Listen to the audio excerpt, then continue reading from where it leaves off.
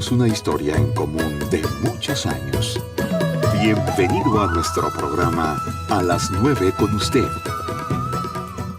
Hola amigos, muy buenos días tengan todos ustedes. Muchas gracias por su compañía en esta mañana aquí en la multiplataforma de C7. Usted puede escuchar el programa por diferentes opciones, vaya. Pero bueno, antes que nada es obligado comentar qué le pareció ese partido de ayer, ese empate con sabor a triunfo, es cierto. Creo que todos los mexicanos, prácticamente todos, aún los que no sabemos, nos emocionamos, bueno, intensamente por un partido en el cual, bueno, se esperaba resultados difíciles, fue difícil el partido, pero se jugó muy buen fútbol. Y creo que estamos orgullosos de los muchachos finalmente, que hicieron un muy buen papel, repito, ese empate con sabor a triunfo, porque ahí mismo con el anfitrión, con el coloso del fútbol, con los favoritos, en su casa, y fue un desempeño extraordinario. Este muchacho, Memo Ochoa, qué barbaridad, si no hubiera sido por él, un par de goles entran fácilmente. Y bueno, pero lo que yo diga es lo de menos, lo han dicho tantos comentaristas, pero lo demás es que sí tenemos aquí a una gran conocedora de fútbol. Y antes de empezar al tema de lleno que tiene que ver con el deporte, pero nos vamos a divertir en este programa, créanme, pero yo quiero pasarle el micrófono a Eneida, porque ella sí que sabe. Yo aquí yo ando de habladora, pues yo qué sé, yo soy una persona que no sé de fútbol y sin embargo lo disfruté enormemente, pero Eneida sí nos puede dar una opinión muy autorizada de la actuación de ayer de nuestro equipo en la Copa del Mundo. Eneida, muy buenos días. Irene, buenos días. Buenos días. Buenos días, Yolanda. Buenos días, Irene. Buenos días a todo el público que nos acompaña. No estoy de acuerdo en que mi opinión sea muy autorizada. Yo me defino como una fanática ciega. Y en ese sentido no me siento con autoridad. Los fanáticos ciegos son los que mejor ven. No, claro. Ayer le decía a un amigo que no le gusta el fútbol y que está indignado con esto, y indignado con los académicos y los doctores que nos gusta el fútbol, y decía, es que con un doctorado, perdóname, pero ningún doctorado quita la estupidez, perdón, del público, pero bueno, uno tiene sus fanatismos, sus gustos en algún aspecto y eso lo ciega a uno. Ahora bien, déjame decirte que en cuanto al mundial, normalmente en los mundiales, me gusta mucho el fútbol, normalmente en los mundiales me espero a ver jugar a los equipos para definirme, para ver cuál equipo me gusta en ese momento, porque no vienen igual cada 4 años. ¿Qué equipo me gusta? Normalmente hay inclinaciones, desde luego uno ya trae un nacionalismo acendrado que bueno, le vamos a México ni hablar a priori, pero después también hay un americanismo acendrado ahí que es, bueno, Brasil, Argentina, pero bueno, Italia, le decía yo ayer a una alumna, bueno, mira, me gustan los italianos para empezar, y eso hace que el equipo de Italia sí, pues ya sea uno de mis consentidos. Claro. Pero también Alemania juega muy bien, son los dos la naranja favoritos. Mecánica viene genial. Holanda. Entonces yo espero a que empiecen a jugar, a empezar a ver los partidos, y entonces me voy decantando. Hace 4 años le iba a Alemania y para mí fue una sorpresa que no pasara a la final. Y una sorpresa desagradable, tan desagradable porque te emocionas y te prendes, tan desagradable que llegué a la final toda cabizbaja porque no había pasado el equipo que yo había elegido para ese mundial en ese mundial, una vez que los vas viendo jugar. El juego de ayer vi en la segunda parte, la primera parte pues venía el camino al trabajo, vi la segunda parte, me gustó mucho cómo jugó nuestro equipo, sobre todo si tomamos en cuenta que no esperábamos mucho de este equipo. Siendo honestos y quitándonos el nacionalismo, pasaron por azares del destino, es decir, no pasaron en las primeras rondas ni en las primeras clasificaciones, o sea, pasaron prácticamente por azares. Había mucha crítica respecto a la formación del equipo, y bueno, para nosotros fue una sorpresa, para mí en lo particular fue una sorpresa muy agradable ver el juego de ayer. Nos faltó concretar, claro. Y si nos falta concretar, el que no mete gol termina perdiendo. Ayer fue un empate con sabor a triunfo porque fue en casa del equipo anfitrión, que además es uno de los grandes del fútbol, sí, y que además estamos hablando de un mundial con todos los ojos del mundo puestos en el partido, entonces, y con toda la presión que esto significa. Entonces, desde luego que fue un empate con sabor a triunfo, lo disfruté. Pero que no se nos olvide que faltan goles y que los partidos se ganan con goles, eso es fundamental. A mí me encantó escuchar cómo, pues, los comentarios de la gente que sabe de fútbol y observar y detenernos. Y eso de que se hayan hablado de tú a tú con con Brasil, nos habla de esto. Bueno, ahora, a mí también me ha ocurrido, ¿cómo que estás comentando eventualmente o invitas a comentar fútbol? Les digo, bueno, sería muy necio decir, cero fútbol a priori, como dices, en contra. Me parece, grandes colaboradores del programa son apasionados del fútbol, lo he dicho varias veces, como Suni Montoya, como Sergio Padilla, como tú misma. Y bueno, siempre la vida es un aprendizaje. Yo cada copa, nada más que es cada 4 años, aprendo un poco de fútbol. Pero sí me emociona mucho. Me emociona mucho. Yo sí no soy tan conocedora del fútbol, lo veo, No, sí yo me tampoco. gusta. Mi familia sí es muy apasionada del fútbol. Pero yo también dije, voy a ir con toda la confianza del mundo que Neida es una sabia en eso. No. Y para quien no la pueda ver, trae unos aretes extraordinarios Sí, en forma de son balón de balones de fútbol. Balón de fútbol. Sí, y entonces dije, no, ya con eso, ya tenemos mucho de qué hablar. No, por favor, no hagan eso, porque mi pasión por el fútbol, que además ahorita no digo el equipo porque se me viene encima. Por cierto, Memo es memorable pero y le traigo puedo estos anticipar. colores en honor al antiguo equipo de Bueno, pero Memo. yo puedo anticipar, iba a decir que Neida es una trucha para comentar fútbol, pero no, el Neida es un águila para comentar fútbol. No me presenten así por una razón muy sencilla. Yo alego mi espacio futbolístico como mi derecho a la estupidez. Es decir, si todos los seres humanos tenemos cierta tendencia al fanatismo, Claro. yo procuro encauzarla y limitarla de cierta manera, y en ese espacio no Bueno. pienso, en ese espacio defiendo sin argumentos, en ese espacio soy ciega. Bien.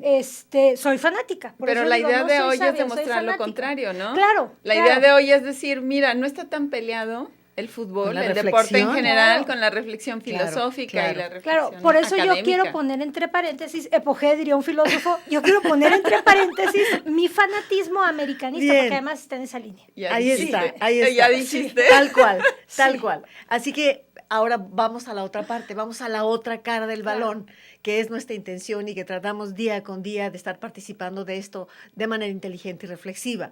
En días pasados nos pusimos a estudiar estas 3 mujeres que usted ve aquí para este programa. No pudo venir Juan Carlos Núñez, valiosísimo, no pudo venir Rafael Franco, nos dejaron a Están las fuera 3 de la ciudad. a las 3 mujeres con un tema muy difícil. Vamos a hablar de la bioética, como lo hemos venido haciendo, pero en el deporte. Y sí, nos pusimos a estudiar, a leer libros completos, porque no dejará mentir Eneida, y especialmente uno que Eneida nos hizo el favor de proporcionarnos con tiempo relativo para poder comentar el programa de hoy. ¿Cuál es el tema de hoy? Bueno, vamos a hablar justamente del perfeccionamiento, la técnica que viene, o los descubrimientos que vienen a perfeccionar el cuerpo humano, el perfeccionamiento al que se aspira en el deporte, a través de una serie de recursos. ¿Qué tan ético es que un deportista se presente desarrollando artificialmente, digámoslo, ciertas cualidades de su persona? Poder elegir qué tan alto quieres que sea un deportista, qué tan fuerte, qué musculatura, en fin, el perfeccionamiento en el deporte. Este es el tema. Y Eneida quiere iniciar con me encanta, con un partido hipotético entre la Atlántida y Marte. Este partido es digno de Ray Bradbury, a mí me encantó. Pero vamos a suponer, para el planteamiento del tema, Eneida. Sí. Antes, acoto que Memo Acota. fue memorable. Y ya, con eso cierro. Memo Ochoa, ¿te refieres? Memo Ochoa fue no, sin memorable. duda, sin duda. Si no ha sido por él, sí le dan una goliza a México. Hay que decirlo, pero bueno, también el partido, como me comenta, es el El guardametas. Maza tuvo jugadas impresionantes. Sí, o sea, en y el general guardameta, jugaba muy bueno, bien. es parte del equipo. Claro. Bien. A ver, viene ese partido hipotético más allá del Mundial, Bien, Eneida. yo le comentaba a Yolanda que pensáramos en un partido hipotético y el hipotético es para que no nos casemos a priori con uno u otro equipo. Sí. Entonces tenemos un partido, Irene, entre la Atlántida y Marte, y los habitantes del planeta Marte, si se dieran. Ajá. En este partido, vamos a suponer que Marte tiene unas condiciones fabulosas para el entrenamiento físico, simplemente por vivir en Marte, por caminar en Marte, por respirar en Marte. Todo esto va desarrollando mis músculos, mis pulmones, y me oxigena, Y bueno, los habitantes de Marte tienen, aunque no sean deportistas, una condición física excelente. Ya no digamos los deportistas que se preparan para esto. Tienen todas las condiciones favorables. Y resulta que Marte va a tener un juego contra la Atlántida. Y los ciudadanos de la Atlántida, que si tú me corregirás, viven debajo del mar, etcétera, etcétera, pues han desarrollado algunas habilidades, pero no para jugar fútbol. Estarás de acuerdo, a lo mejor otra clase de otro deporte olímpico, sí, como claro. la natación. Así, Exacto. ¿no? Nado de torso, qué sé yo. Bien, no tienen las condiciones más favorables. Mi pregunta para el público es, ¿van a jugar? No importa, si juegan en Marte, los de la Atlántida tienen garantizado que van a perder, porque las condiciones suyas son totalmente distintas. Si juegan en la Tierra, tampoco tienen garantizado que vayan a ganar, porque las condiciones físicas que ellos tienen son muy inferiores, por la condición del clima, de lo que tú quieras, son inferiores a las de Marte. ¿Estaríamos nosotros de acuerdo con ayudar a los jugadores de la Atlántida con una terapia genética, una terapia génica, no con esteroides porque le pueden dañar su salud y demás, pero una terapia génica aparentemente Inocua. aparentemente natural? ¿Por qué? Porque le vas a inyectar, o ahorita vamos a ver cómo se da esto, pero un gen que va a aumentar su musculatura o va a aumentar su capacidad de oxigenarse y lo va a hacer más resistente y más resistente al cansancio, etcétera, etcétera. Y si se pudiera hacer esto para igualar las condiciones, no necesariamente para ganar, para igualar las condiciones con los jugadores de Marte, ¿Sería ético ¿usted estaría hacerlo? de acuerdo? ¿Estaría usted de acuerdo en hacerlo? ¿Sería ético hacerlo? Bien, pues ahí está el planteamiento. Como punto de partida, como base, vamos a partir de una reflexión, de un libro que nos invita, no nos da las respuestas tan claramente, nos invita a la reflexión, y es un libro de Michael Sandel, quien es profesor en Harvard, escribe libros como El liberalismo y los límites de la justicia, pero de pronto hace este libro maravilloso que se titula Contra la perfección. Contra la perfección, así se llama. Y bueno, en este libro va a plantear cuál es la ética de este perfeccionamiento genético que el hombre está logrando y en dónde radica el problema, porque dice, es al mismo tiempo una promesa que nos va a ayudar a enfrentar enfermedades y demás, pero también es una amenaza. Y él mismo dice, ¿por qué? Puede ser, por ejemplo, porque el individuo se autodefine y le estamos quitando el derecho de autodefinirse, pero dice, no basta, no basta. ¿Por qué? Porque nadie escoge su herencia genética, entonces el argumento, y ve usted cómo él mismo va planteando argumentos y los va desechando hasta encontrar con su propuesta de reflexión en relación, ¿por qué no? ¿Por qué no hacer jovencitos elegir? Ahora la pareja quiere que se parezcan a ellos, entonces los quiero de ojos de tal color y lo quiero así de alto, porque la media es aquí, es allá. En fin, ¿usted qué opina de esto? Vamos a ir al primer corte. Eugenésicas. Exacto. Vamos al corte del programa. Quédese con nosotros, créame que lo va a encontrar interesante gracias a la presencia de nuestras amigas hoy aquí y del entusiasmo con que, como si jugásemos un partido, estamos entrando a la cancha. Gracias por su presencia. 30 53 26 y 28. Volvemos en un segundo. A las 9 con usted. Regresamos. A las 9 con usted. Continuamos. Bueno, pues vamos a continuar con este tema, señalando y planteando la problemática que implica la preparación, en este caso de un deportista a través de anabólicos o de terapias génicas, que las comentaremos hoy, y la pregunta que se hace el propio autor Sandel es, en caso de sus triunfos, ¿son logros de él, del ser humano, o logros del fármaco o de las terapias, como el caso de Armstrong, sí, como el caso de Armstrong, que le retiran todos los premios a este ciclista, porque descubren que pues, en el fondo hay terapias génicas que los demás no tenían?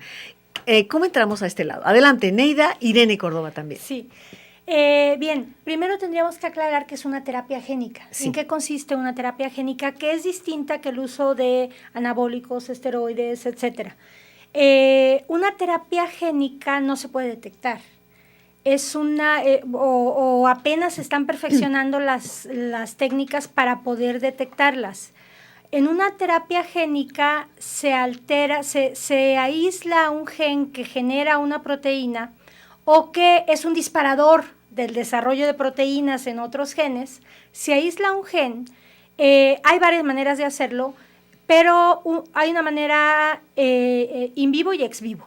Una de estas maneras consiste en poner el gen en un virus que es inocuo, que no te va a hacer daño, como si fuera, no sé, el virus de la gripa, que sí te causa cierto daño, pero un virus que tú vas a contraer, te inyectan el virus en las células, y este virus trae el gen, y por lo mismo hace que en ti se desarrolle aquello para lo que el gen está, aquello que el gen puede desarrollar, que en este caso puede ser una mayor resistencia, un aumento de glóbulos rojos, que significa mayor oxigenación para el cuerpo, un desarrollo muscular y de reacción del músculo más rápido y más veloz, y esto no se puede detectar. ¿Por qué? Porque se está dando, entre comillas, de manera natural.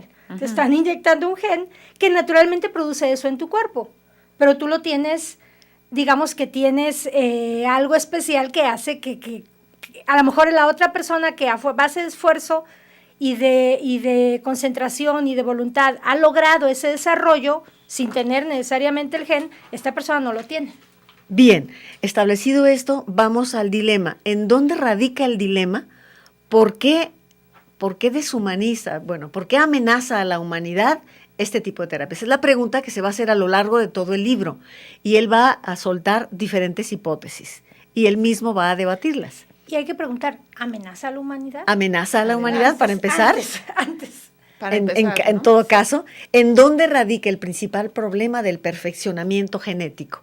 ¿Qué dirías, Irene? Y por qué además caemos en la trampa, ¿no? O sea, porque de alguna manera es una trampa que nos estamos poniendo a nosotros mismos, establecemos estas reglas de competencias y demás. Exacto.